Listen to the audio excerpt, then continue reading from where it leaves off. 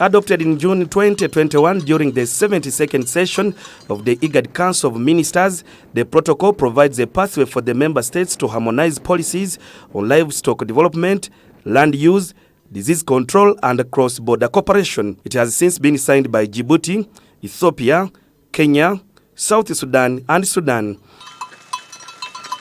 The instrument aligns with the continental frameworks such as the Africa Union's policy framework on pastoralism 2010 and the border development priorities under Agenda 2063, which emphasizes climate resilience and sustainable livelihoods.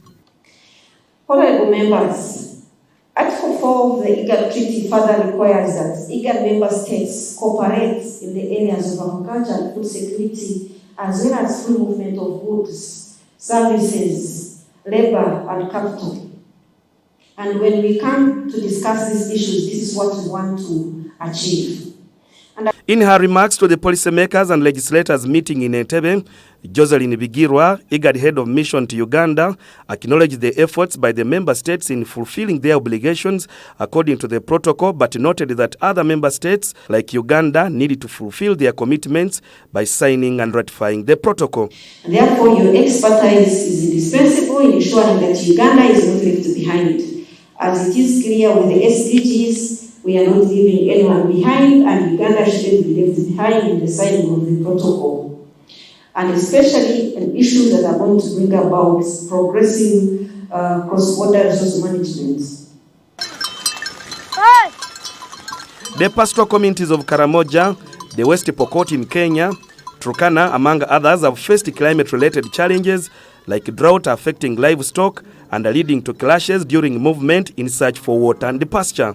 The legislators representing pastoral communities such as those in Karamoja say the policy document needs to be aligned to meet the community demand to actively fulfill their intended goals of supporting the pastoral communities. The agreements that we put in and we signed, I was asking the question, who signs these agreements? I would love that the agreements must have a local view, that the people on the ground, the people who are inflicted by all this, must be there to assent to the what? To the agreement. We can make agreement here, but down there, it may not come. We have had the issue of free movement. We say, okay, you have had the issue of the Balal in Uganda. And now later we have made agreements and later order them. You move away from there.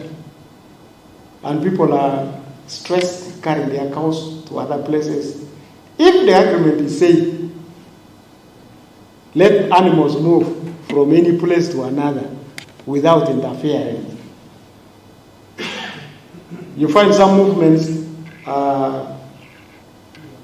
The Minister of Foreign Affairs states that Uganda's signing, ratification and implementation of the protocol will help address challenges such as transboundary disease, animal theft, illegal arms proliferation, and intercommunal conflicts while enhancing cross-border trade and resource management.